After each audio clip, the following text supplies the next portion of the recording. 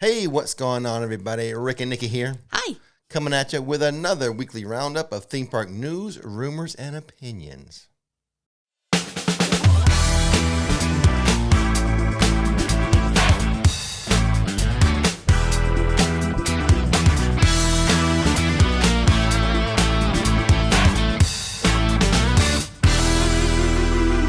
Now, before we get to the actual news, we would like to announce that the Rix Flix book series is now available as a compilation. Ta-da! We've taken all 4 short stories and put them into one hardback book. That's right. For those of you who don't know, author J. Jackson Bentley wrote 4 fictional short stories featuring Nikki and myself. They, along with his other books, are available on Amazon. The latest edition here, hardback. That's right. It takes all 4 of those individual short stories and puts them into one. It's also available like in digital format too. Yes, it is. I will leave a link to all that in the description box. Very nice, old-fashioned hardback books. Old-fashioned. I like hard back books. Those are always my favorite, rather than paperback. I guess I'm old-fashioned, Rick. I guess so. You are. I like old-fashioned. Okay. Moving on. Let's talk about the news now. All right. What's been in the news? What's been happening in the world of theme parks? Some big news. Big news. Right. It's not very surprising news, but it is big news. Disney World is shutting down its Star Wars hotel. Dun, dun, dun. Wait, here we go. Let me do that again. Disney World is shutting down its Star Wars hotel. Yeah. Galactic Star Cruiser's last voyage will be this September. As a quick reminder, Star Wars Galactic Star Cruiser is a 2-night experience that lets guests live out their own Star Wars adventure. It's sort of like LARPing, live action role play, kind of how I thought of it. Okay. The starting cost of the 2-night voyage was nearly $5,000 for 2 people. And the 4-person option, there was a cabin that could have 4 people in it, Right. Was close to $6,000 for the 2-night voyage. Two nights. How did this thing fail? How did it fail? And it's closing this fall after being open for just a little over a year. Not very surprising, is it? Not really. That price tag is pretty steep for a lot of people. I think they outprice themselves It's for basically, that. some people have described it as basically a 2-night escape room, because they would send you on little missions and stuff, right? Okay. Little cabins with no windows. Yeah, I heard it's a little claustrophobic. A couple of friends that I talked to who went, who are actually Disney cast members, said that they even said themselves they were getting a little claustrophobic. So, yeah. Should I contain myself? Should I get super snarky? You want me to check myself? I don't know what you're gonna say. I mean, honestly, sometimes. You know what? Maybe it was awesome when it's free. Yeah. Not so awesome when you're paying $5,000 for it. Ooh. That's how it's gonna be snarky. Okay, moving on. Really? Okay, we'll move on. We can move on. But we'll but move there's on. more Disney news. Yeah. I'll say we'll move on, but we'll stick with Disney. Okay, how about that? In a recent technology, media, and telecom conference call, Okay. Disney CFO Christine McCarthy, she discussed the future investments at the parks, the Disney parks. She said that the Walt Disney World Company could use data. I say data, not data. Actually, I switch it up. Yeah, me too. She said that data used from its Disney Plus streaming service could be used when deciding what investments to be made in the theme parks. Disney Plus data can tell the company what intellectual property and franchises people are responding to, and that's resonating with consumers and where.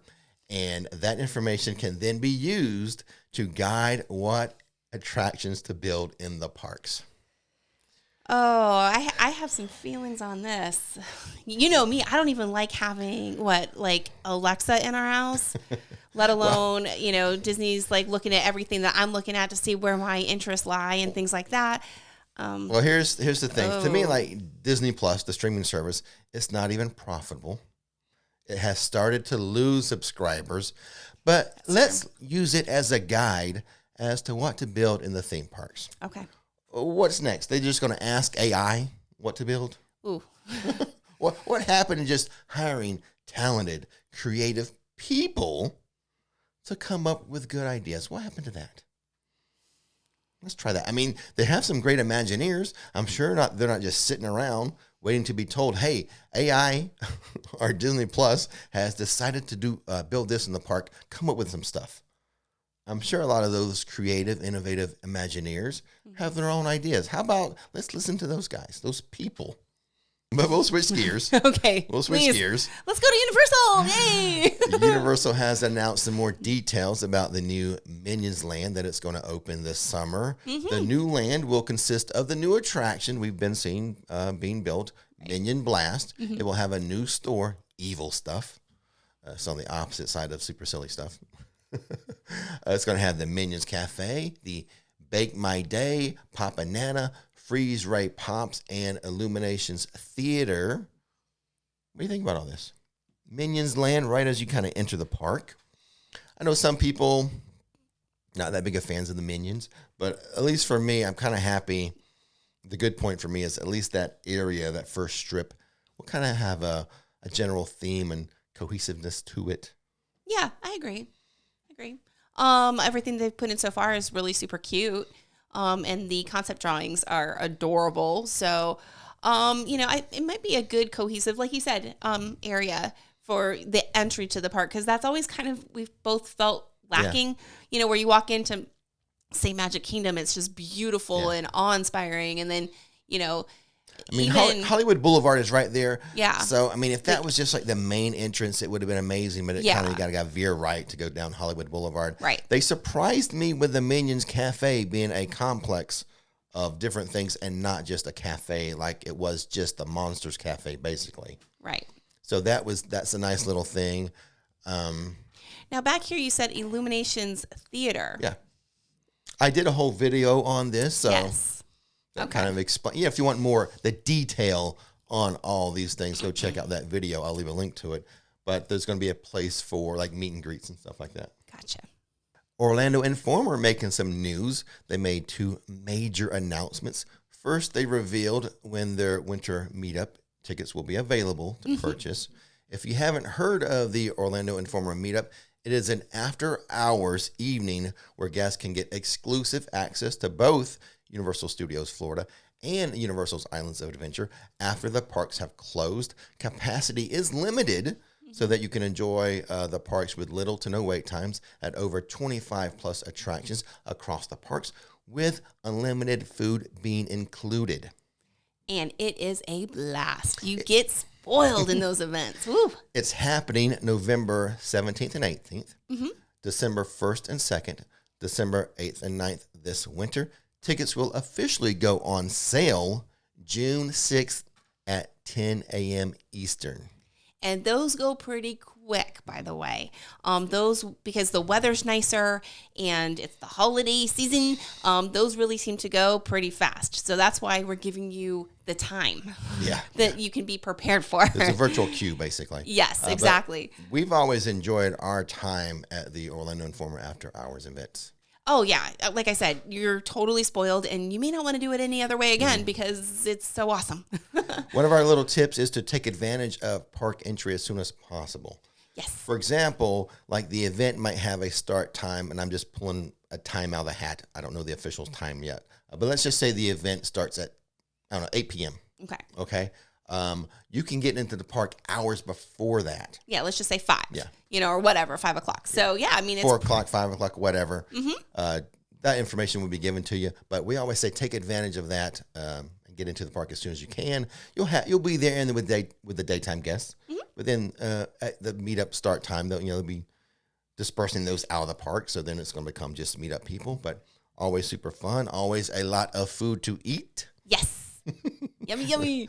Not enough time to eat the food. Too much food, too little time.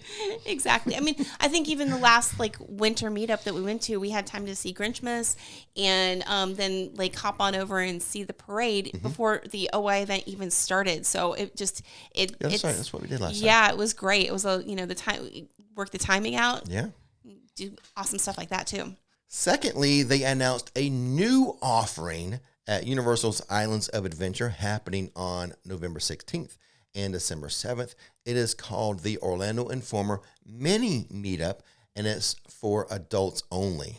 For the first time, adults only. So you have to be 18 plus to get a ticket and enter into it. Okay. But at the OI Mini Meetups, guests will be able to explore Islands of Adventure after hours, enjoy little to no wait times across the park, and taste their way with brand new, elevated unlimited menus. Ooh, I am excited about this one. This is going to include food items such as chocolate lava cake, miso ramen bowls, truffled macaroni and cheese, and more. OI Mini Meetup tickets will also go on sale June 6th at 10 a.m. If you want to get tickets, we recommend visiting their site early as there is a virtual queue to get the tickets, and certain types have previously sold out in minutes. Yes. So set your reminders. That's what I was talking about earlier. Set your reminders on your phone, on your Alexa, hey Google, whatever. Orlando Informer, June 6th, 10 a.m. Eastern. I'll leave a link for you. And on to more theme park stuff. Am I talking too much? Am I dominating? You want to talk about this? I can go through it if you want. No, you're good. This next little story at Legoland, Florida. They are going to debut a new show this summer, the Go Extreme Stunt Show. May 27th, the Go Extreme Stunt Show will include stunts from BMX bikers, fun, a sear wheel artist, okay, and more. You know what a sear wheel is? No, I have no idea. It's basically just like a big hula hoop that they stand in, you know? Oh, and then they kind of go around in a circle and stuff? Exactly. Ooh, fun. I had to look that up. I would too, just based on the name of it. I wouldn't have known, but I know what those are. The entertainment offerings will be available on select days through August 6th. Legoland announced it will also add a roaming percussion group called the Rhythm Bricks. Fun. And speaking of adding stuff, the Peppa Pig theme park is adding a character breakfast experience in June. The Peppa Pig theme park will offer a limited time character breakfast experience starting in June. Breakfast with Peppa will include a buffet-style breakfast, photo op with Peppa and her family, and early access to rides. Breakfast with Peppa is priced at $44.99 per person for adults and $34.99 for ages 2 to 9. Same-day park admission or valid annual pass is required and sold separately.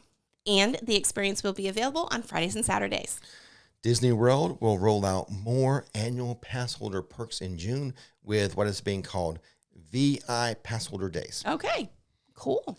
The limited time offering will include several benefits for pass holders, including a new pass holder magnet, increased merchandise, and dining discounts at select locations, new exclusive pass holder treats, and limited time photo ops.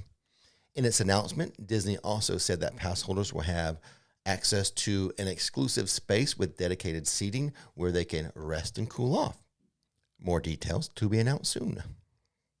Next year, Disney World will also introduce good-to-go days for its annual pass holders and cast members. On those select days, park reservations will not be required for visits to select parks on those good-to-go days.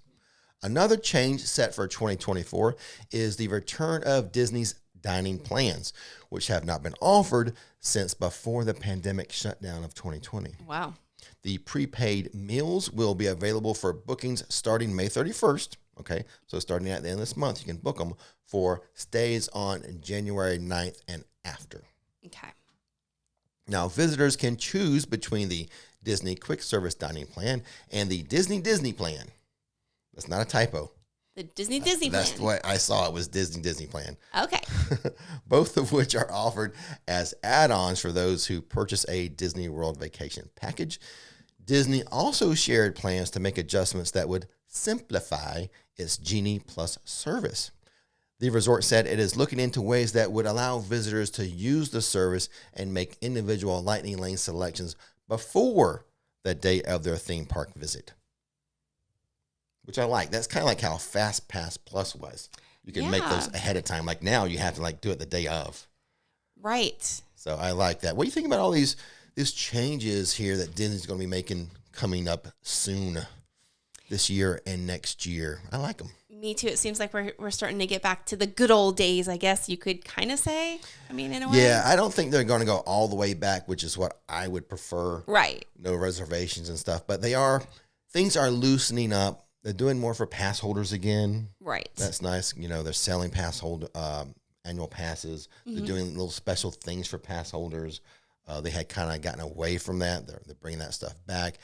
And like with the good to go days and things like that, it seems like it's becoming less restrictive as far as when I can go. Like I'm very impulsive. Yes. Well, you're not a planner. I'm not a planner. So, no. You know, it's a little easier for me to be impulsive, I think, with some of these changes. Yes, just absolutely. Pop into a park. Yeah, so I mean, I know we were kind of tough on teasing, about the Galactic Star Cruiser and say Galactic Star Cruiser again. No.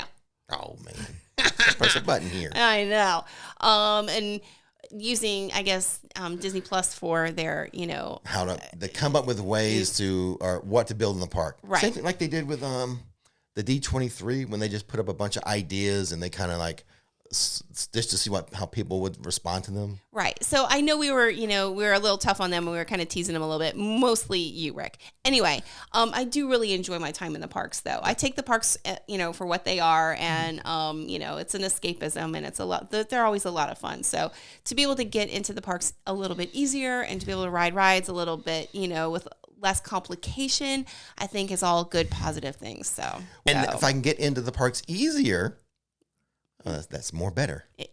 Better. It's better. Much better. Sorry, that was from the Amanda Show. I like the direction they're leaning towards with the theme park stuff. Yes, I would agree. It treating pass holders a little better, doing special perks for pass holders, letting us get in a little easier. Yeah, anything to make things easier. Yeah. It's been really a challenge. Because I'm not a planner, and sometimes with Disney you kind of have to plan ahead. Mm-hmm. I'm like the night before or the morning of trying to figure out what I'm going to do that day. And, I didn't get a great idea. This great idea for this video is at Magic Kingdom. Go online. Oh, no reservations. I can't get in. Stuff like that for me. Yes. So, anyway. I think they're making some good positive steps in the theme park area. Yes. Now, if they want some ideas of what to build, they can come to me, though. Don't use the Disney Plus data. I'll help you out. Well, because who knows? I mean, like, what happens if I like watching a show? Let's just say, but I don't want to go to a park that's based on the show I just watched. That's all I'm saying. That's why I was a little wonky. Because there's times when I can be quirky and watch weird things, or whatever. But I don't want to go to a theme park based on that one weird thing. I don't know. Right. You know what I'm saying? Okay. Anyway, I am picking up what you are putting down. Anyway, so we rode Pipeline recently. We went to SeaWorld. So fun. New coaster Pipeline did that last week. We did a whole video on it. Yeah. 2 POV angles.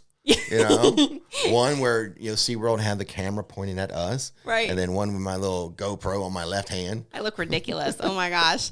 I swear I got so much airtime because I think when you're literally when you're shorter, I would get higher peaks on my off the my feet off the ground. Yeah. Literally I was, and you were, well, you're shorter. You're shorter. You had farther to go up. And I was like, whoa. It was crazy.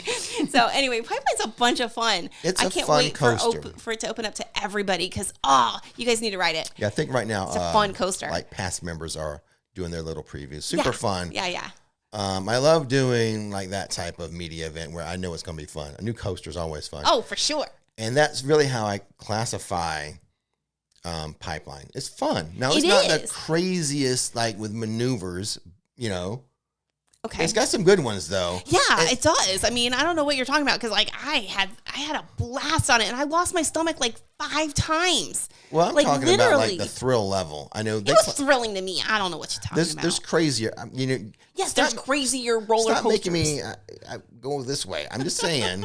Bottom line is, it's a fun coaster.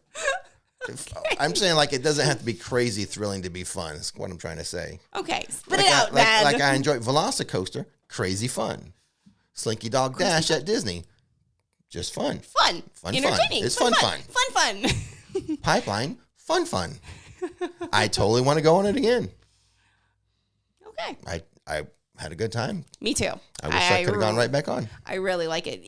I'm telling you, SeaWorld is doing a fantastic job with putting in a variety of coasters. Yeah. Right? So you've got a family coaster, and then you've got, crazier coasters, and you've got coasters where you're like Manta, where you're just blood is just rushing to your face. Yeah. So I'm really impressed with, SeaWorld's use of space with coasters. Yeah, I think that's their plan. They want to be the Coaster Kings of Orlando. And make sure. So here's the latest offering, and you know what? I expect in a year or two for another one. That's just, they've got me kind of expecting all that now.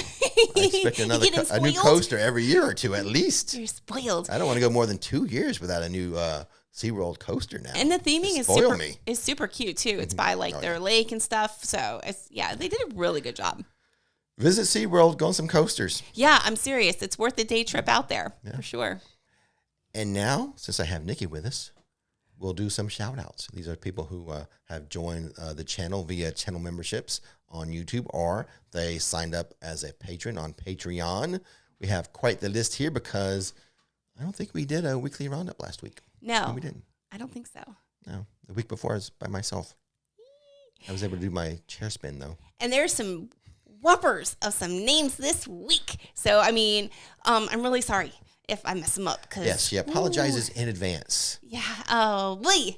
But these are great, though. Wow. There's a bunch. So. All right. So, we have one executive producer. Go, Nikki. John Strong. I got that one. All right. Several new producers. Some of these with more challenging names. Jerry G. Yeah. You see the name on the screen right now. That's why we're just going Jerry G. Mike Steinkopf. Okay, that was pretty good. All right.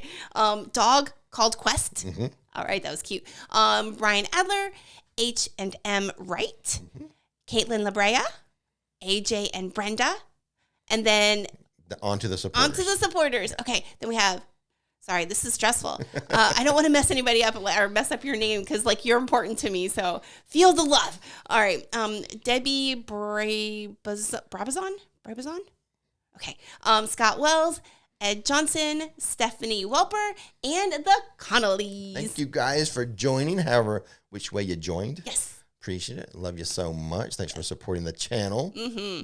And I think that's going to wrap it up for the news, rumors, and opinions for this week. We did give some opinions, didn't we? Well, yeah. I did. Yeah, you did. And I sat awkwardly next to you. Not so much with the rumors, but that's going to do it for the news, rumors, and opinions. All right. Well, don't miss the magic. Don't miss the fun. See you next time, guys. Bye. His name is Rick. Her name is Nikki. Showing how theme parks are done. Don't miss the magic. Don't miss the fun. Hit subscribe.